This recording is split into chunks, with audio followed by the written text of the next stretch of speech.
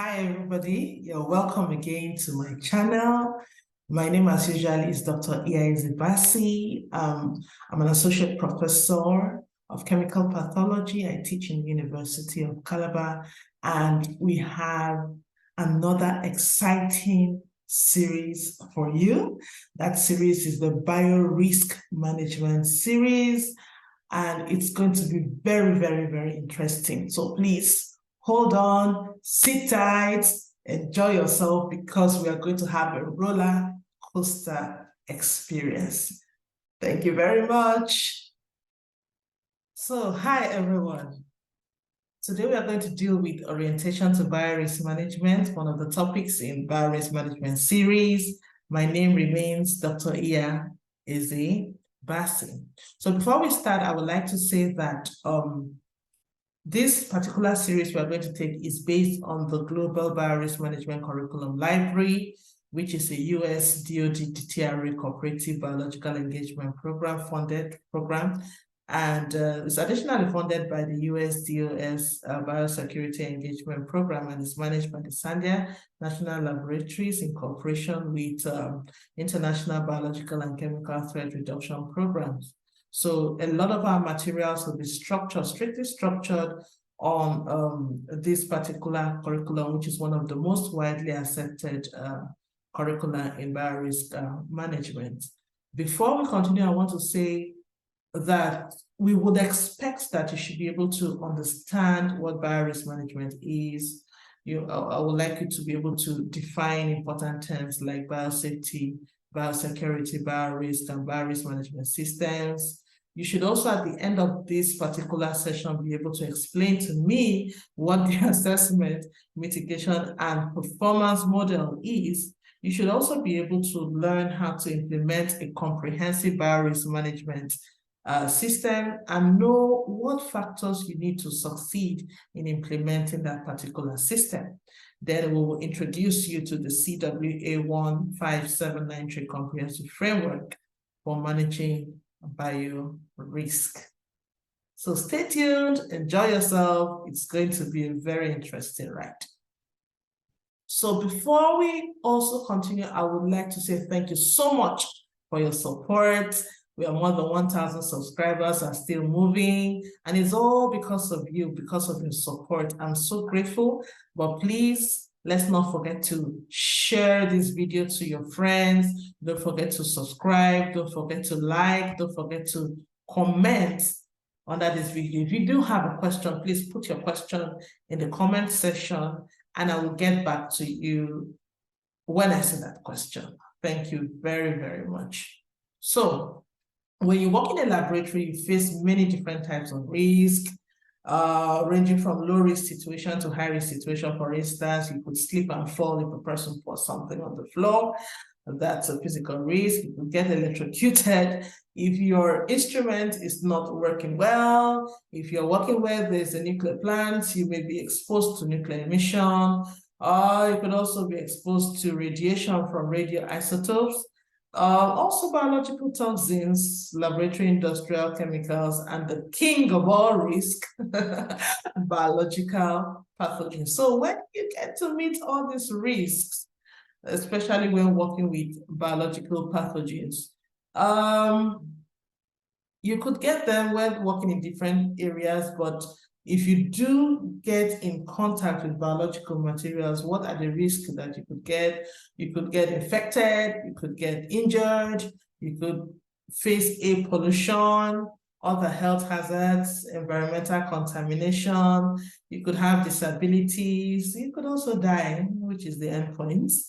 And the places where you can meet these risks include your laboratories, like we have said, industries, industries that use biological materials and also produce biological materials as waste. Then disposal sites where you dispose your laboratory materials, your waste products, and all of that. You could also have meet these things when you work in the mortuary, research institution. There's a lot of research going on in the field. When you go out to the field, maybe to collect samples and all that, you could also meet biological materials and the risk associated with them. Also in the hospitals, and in the community. I remember when I was a child, when we go to hospital, after the nurse gives us injection, when she turns her back, we put our hands into the dustbin, get all the used syringes and take them home. And I pity any rat we meet in the house. That was really a biological risk. I really thank God for saving us from that. So, having talked about risk, what is really risk? So we could say that risk is the likelihood of an undesirable event happening that involves a particular hazard or threat and has consequences. Okay, what is the likelihood of this thing happening? And if it happens, what is the consequence? All right. So the function of both the likelihood and the consequence will give you the risk. All right. So likelihood times consequence can give you risk. All right. So we see a graph here of likelihood and consequences. Your likelihood, if it's high and your consequence is also high, your risk will be high. If your likelihood is low and your consequence is also low, your risk will be low. And you have varying degrees of risk. You have very low risk, moderate risk, high risk, and very high risk. But you should also know that in addition to the risk of exposure and infection for personnel in the facility and the potential for a release to the community and the environment, that facilities that work with biological agents have also another type of risk that are associated with somebody wanting to steal those biological agents or misplacement, of those biological agents, such as toxins, the intellectual property, the physical property, all these kind of risks, the risk of exposure and infection to both community and environment, as well as the risk associated with the loss and theft of the biological material itself, is what you collectively call biorisk. I'm going to show you a very interesting picture that I got from Sokash J. Bohr from the Asian Institute of Medicine. This illustration shows you different types of risk. You have your biosafety risk, in which we are trying to keep these hard-working scientists from getting infected by biohazards. You don't want unintentional exposure to biological agents or accidental release. Funny enough, if you look at this man, he is wearing protective equipment, but in the wrong way. His goggles are not covering his eyes. His lab coat is not even buttoned. His mouth is wide open. And my God, look at all those emissions. Look at all those toxins. Look at all those aerosols. And this guy is happily working and breathing all these things. This guy is a walking biosafety risk disaster. Okay, and we also have another kind of risk, which is the biosecurity risk. In this case, you are trying to defend the biohazards, which is the biological agents, from bad people who have bad intentions towards those biohazards. They may want to steal those things and misuse them, use them for blackmail, use them for bioterrorism and all that. They could divert these biohazards. They could have unauthorized access to it, or intentionally release those bioagents into the community. We had examples of some people who put the anthrax biospecimens in letters and mailed them at one time, I think about 10 or 15 years ago. That's kind of scare. These are biosecurity risks, okay? So both of them together, when you add them together, you have collectively called them biorisks. So what is then biorisk? Just simply, biorisk is the risk that is associated with biological materials in the laboratory, whether they are biosafety risks or they are biosecurity risks, which I've explained before. So you should know anything you want to forget. Don't forget that biorisk encompasses both the biosecurity and biosafety risk. So you need measures, okay, called laboratory biosafety measures or laboratory biosecurity measures to be able to contain those biosafety and biosecurity risks. So what are laboratory biosafety measures? These are containment principles, technologies, and practices that are implemented to, prevent unintentional exposure to pathogens and toxins or their unintentional release, okay? And then the laboratory biosafety, biosecurity measures refers to protection, control, and accountability for valuable biological materials within the laboratory in order to prevent their unauthorized access, loss, theft, misuse, diversion, or intentional release. You can see the difference is that for the biosafety, you're preventing unintentional exposure, while for the biosecurity, you are preventing intentional release of biosecurity risk materials, okay? So what kind of measures would you use for biosafety? You could work on your engineering controls, that is like use a biosafety cabinet, you could use directional airflow anti-rooms, good laboratory practices like hand washing, you could clean any spill up that you have on your table, on the floor, wherever. Learn to wear personal protective equipment, wear your goggles, wear your face masks, your respirators, your lab coats, your shoe gear, your hand gloves. You should be able to put all that and not just put it, remember that math scientist, not just put on your PPE, but you must use them correctly. And then you must follow your SOPs, which are your standard operating procedures, very, very carefully. If you are not well trained, you should not be working with biological materials that can be either unintentionally released into the environment or intentionally released into them. You must know, you must have a certain level of training to be able to deal with such biological materials.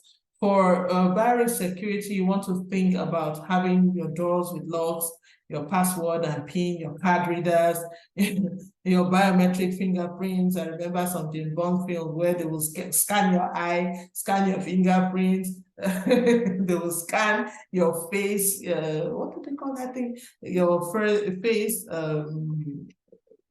features before you're allowed to enter a lab where you have those kind of things. Anyway, then cameras and CCTV cameras. You should have security guards, whether they are robots or humans. You should have fences. You should have your bars on window protectors, your magnetic lock, magnetic switches on doors, as well as alarm. Then you will also find some things that both biosafety measures and biosecurity measures use. This includes access control. It's not everybody that is allowed to enter the lab where they work with biological materials. No, you must be able to control your access to such places. That's why when you go to labs, you see unauthorized personnel, authorized personnel only. Unauthorized personnel do not enter. All right. You also have to have a good personnel management and reliability. You have to search the people who are working with you. How reliable are they? What is their background? Do they have a penchant for removing things? Are they careless? And all that. You need to find out that about the personnel you're working with. You should also have an inventory of biological hazards. For instance, if you have 2 plates containing drug-resistant TB microbes, if you open your locker and see only one, you should know that there's a big problem waiting for you. You have to know where the second one went to. But if you do not have an inventory of biological hazards, especially in large places where they don't just have 2 plates, they have 1,000 plates, and now you're having 999. If you don't have an inventory, you will not know when one is missing. And if one is missing, what was the movements, of those hazards like? Maybe it has been moved to another lab. Who took it, from that lab? Then you have to have proper decontamination and disposal of waste materials. Like the example I gave you, if probably at that time, the nurse, after giving us the injection, put it inside a shaft container that does not have access. We as children wouldn't have been able to get access to it, but because she just dumped it into a waste basket, immediately she turned her back, we removed those syringes, and she did not know that we had taken them because we wanted to go and experiment in the house. So this, our science thing did not start. So please don't tell anyone. All right. So we also have to have proper shipping procedures. Don't ship biological hazards carelessly. There is a proper way for handling and shipping of biological materials. You must secure them. You must find out what temperature they should be transported at what temperature do they form spores, how do you package them, how do you protect the people who are shipping those things? Because it's not just you and the other lab that is accepted. What are those people in between that are helping you with the shipping, the packaging, and all that? Standard procedures for shipping must be followed to avoid biosafety and biosecurity risks. So what then is Biorisk management? We've been talking about Biorisk management. What is this Biorisk management? It is a system or process to control safety and security risks that are associated with handling or storing and disposal of biological agents and toxins in the laboratories and facilities. So there must be a system, there must be a process, laid down process that helps you to control safety and security risk when working with biological agents in laboratories and other facilities where they are used. So why do we need biorisk management? There are certain questions that we need to be able to answer, and it's only a good biorisk management system that can help us to answer those questions. For instance, questions like, how do you identify biorisk? Okay, so that will be answered by a particular component of biorisk management called assessment. That is how you will be able to identify and classify, characterize, evaluate the biorisk that you are facing. Okay, another question that you may need to answer is, what are some of the things that you can do to manage this risk? That question will be answered by the component of biorisk management called mitigation. Mitigation is, what kind of things am I going to do to be able to manage this risk? What kind of policies, what kind of PPE, what kind of things, processes are we going to do to manage this risk? So mitigation takes care of that. Then, how do you know that your risk management is working and will continue to work? In this case, that can be answered by the part of the AMP model that is called performance. In this case, you check how well your system is working. If it's working fine and good, how can you improve it to give you more result? And then if it's not working, what would you do to allow it to work? You understand? So you look at your performance, you review it, and know what to do that will help, your system. So these are the kind of questions that biorisk management helps us to answer. So what are the key components then of biorisk? I'm sure from my what I've said before, you should be able to guess what are those components. Those components include the Biorisk assessment, like I have said. Question number 1, it answers, how do I identify risk?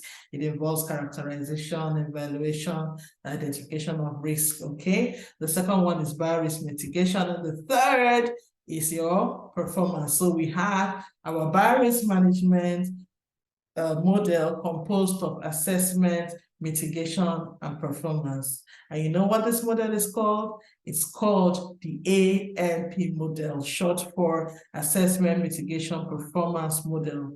This model is, though it's very simple, it's a powerful model for managing biorisk.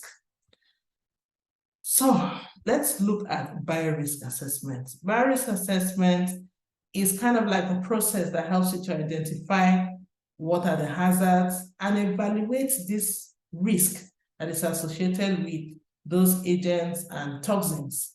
Taking into account, you want to take into account, do you have any existing controls? Are they adequate? And deciding whether this risk that you have seen is acceptable or not acceptable. All right.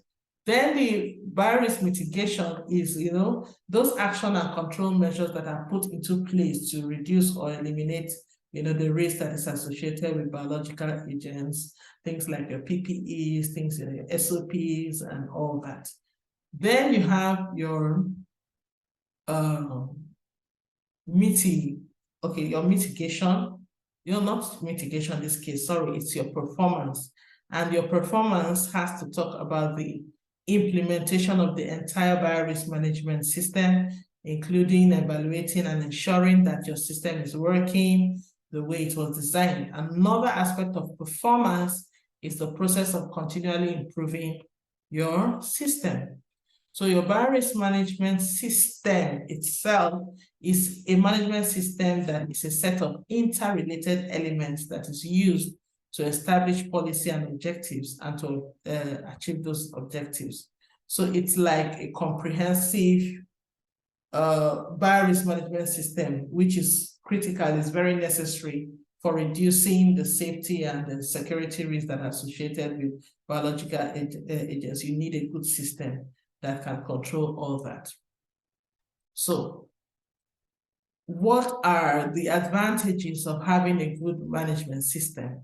You would have smooth administrative flow, you can meet your set target goals, you can also have efficient allocation of resources because you actually know where to direct those resources, you're not firing blanks. So you also have your bioagent security, so somebody cannot steal them or misuse them. And then you have a conducive and safe environment for staff to work in. The staff work there and they know that they are safe because you have all a good management system in place.